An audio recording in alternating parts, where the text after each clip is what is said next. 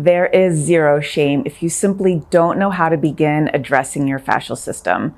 Perhaps you've got a little bit of fascial knowledge, you've read a few articles, or maybe you're a client or a patient of a myofascial release therapist, or you're simply ready to spice up your self-care routine to finally get some noticeable results, but you think, I literally just need the first step. Somebody please tell me what to do. When beginning anything new, that first step can be the most daunting, the most awkward, and the one where you feel the most timid. You know, feeling like the new kid. Nobody likes that. When you get a new job or you start a new class, you join a new group and you walk in and you've got that like, hey, I'm new vibe plastered to your forehead. When it comes to learning about fascia, most people are new. My peers and I, meaning other myofascial release therapists, we're used to newbie questions and scenarios from folks who are just discovering the possibilities of myofascial release.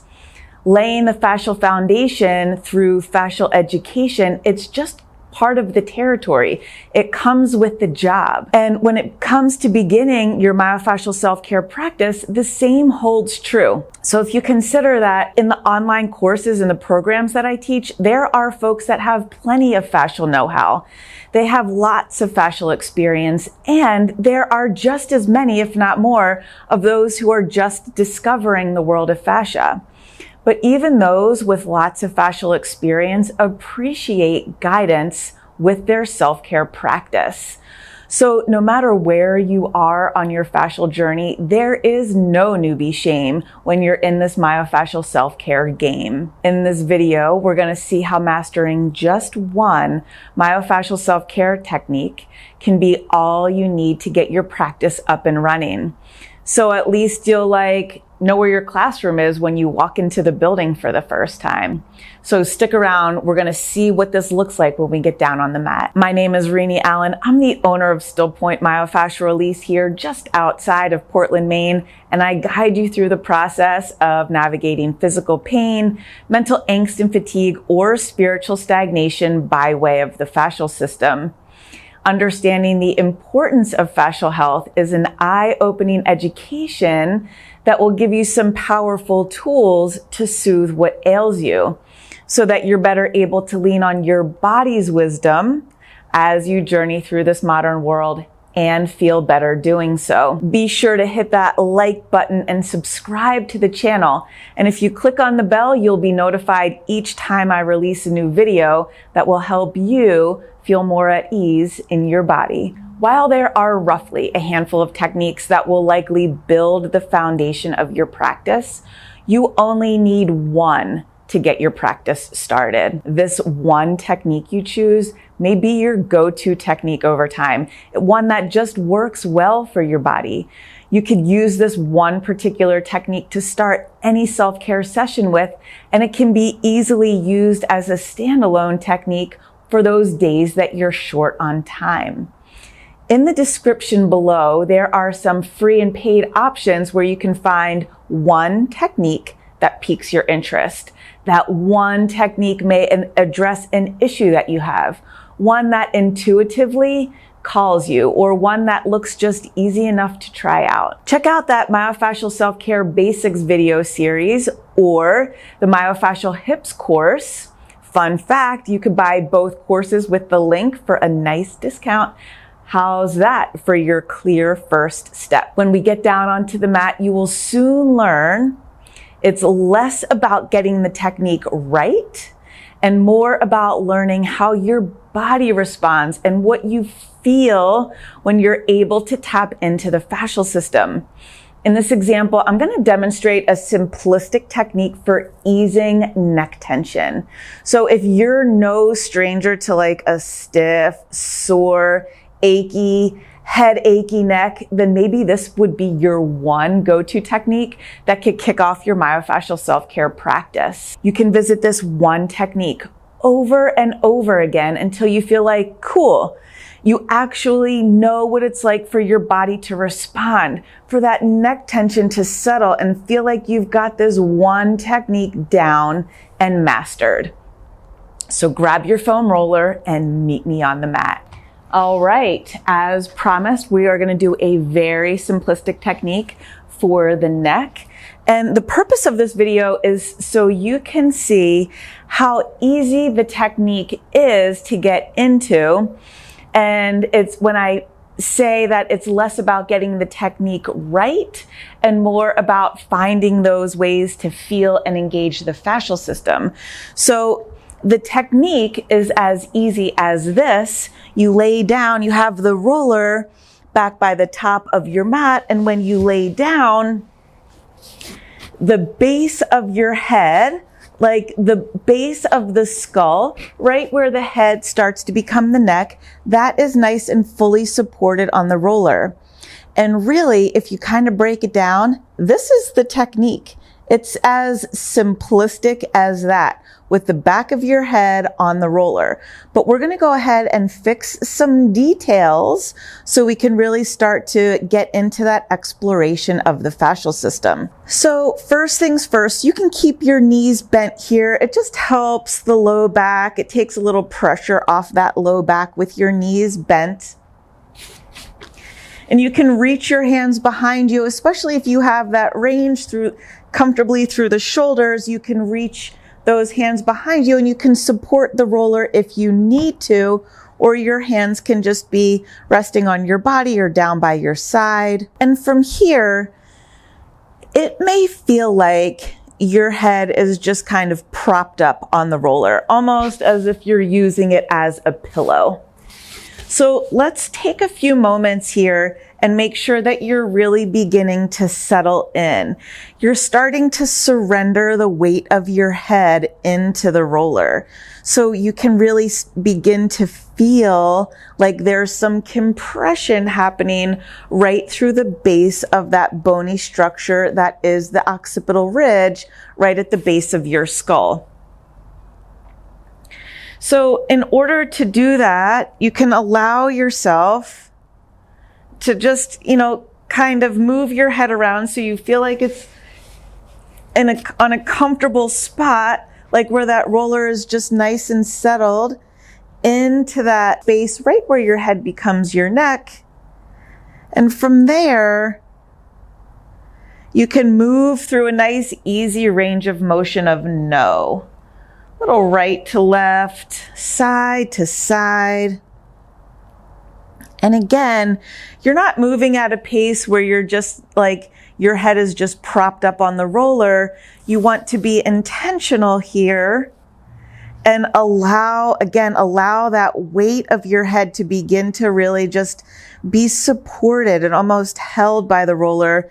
That will act almost as an initiator for that compression, that sense of compression to begin to happen. So it's less of feeling like your head is just on some firm pillow and more like you're using that roller as a tool to utilize that compression. So a couple of passes through that range of motion of no. Here, before we go any further, you can just give yourself a pelvic tilt, lifting up through those hips, squeezing the glutes.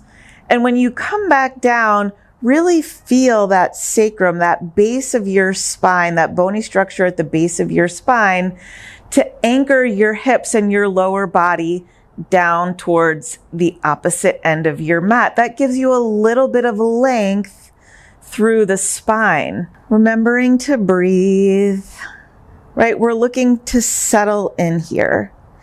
We have the simplistic technique down. Now we're going to really be focusing on finding some of those lines of tension from some fascial pull, those fascial restrictions.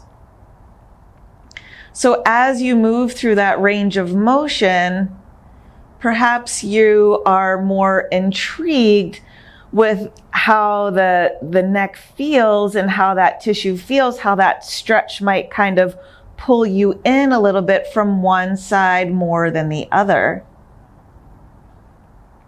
I kind of like going this way. Maybe you like going that way. Which way is a little more intriguing to you? To the left or to the right? Maybe it's a nice slow pause through the middle. As you come to the middle, you can dip that chin down further down towards your chest. And sometimes I like this, when you dip your chin down towards your chest, stay with me here, pay attention. As you dip your chin down towards your chest, it's almost like you can squeeze those shoulder blades together a little bit, lifting up through the back of the chest to really highlight some of that pull, some of those lines of tension. Gives you a little more of an active stance in this technique. It's almost like you're kind of grinding into that roller with the back of the head a little bit. That kind of grind can feel good. You can reach back and hold on to that roller at any time.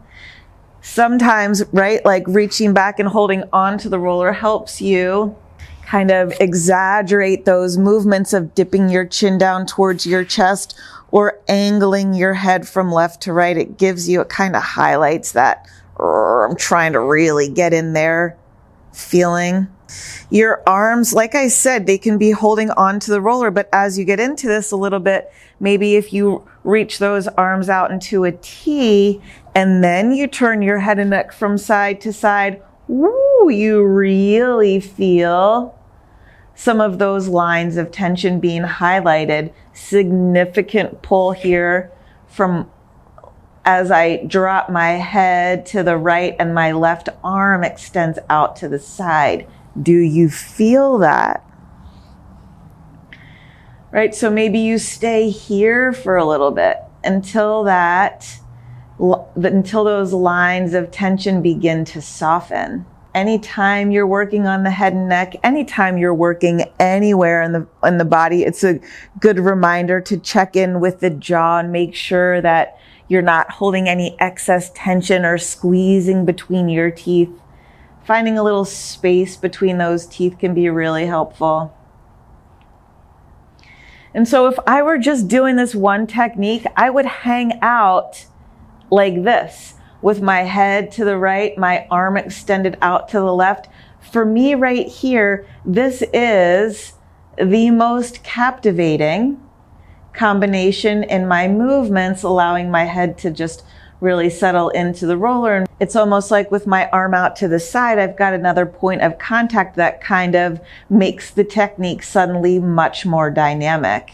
And so this is where I would choose to stay and just allow my mind to drift, my thoughts to soften, and really just allow myself to focus in on the sensation.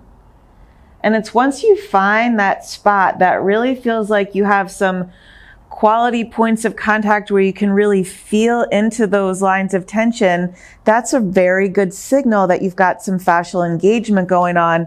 And that is where you would want to stay for, a sustained period of time, 3, 4, 5 minutes, so that release can really begin to do its thing. And all of that to say, getting into the technique the way we did with the head on the roller, that's the extent of the difficulty of this technique. Your head is simply supported on the roller. The rest of it is finding that fascial engagement. That is where there's a bit of a learning curve. That is where it takes some time to feel like I can revisit putting my head on the back of this roller time after time that I get down on the mat and really hone in on and work on the skills of finding and feeling and understanding how the fascial system feeds back to you. And that's what I mean by it's less about getting the technique right and more about diving into that exploration of fascial engagement. So go ahead and beginning to release here. You can move that head and neck through that range of motion again, beginning to offer yourself some movement so we can start to disengage. Maybe one more dip of your chin down towards your chest, or you can hold on to that roller and lift up through the hips. Maybe stretch or make a range of motion through those shoulders. And then when you're ready, feel free to come back up to sitting, taking a moment to notice what some of that sensation you're left with after you disengage off of the roller. And there are these kind of simplistic techniques if you're needing something for the hips or for the shoulders or for the glutes. So like I said, be sure to check out those links in the description below. And if you want a super simple starting point and a way that you have some techniques to choose from where I walk you through a nice guided, thorough tutorial and explanation of how to really feel into the fascial sensation with these simplistic techniques, absolutely check out the Myofascial Self-Care Basics or the Myofascial HIPS course. Register through that link below to get the discount, and I hope to see you again soon. Before you go, be sure to ask yourself, what have you done for your fascia lately? Alrighty, take good care.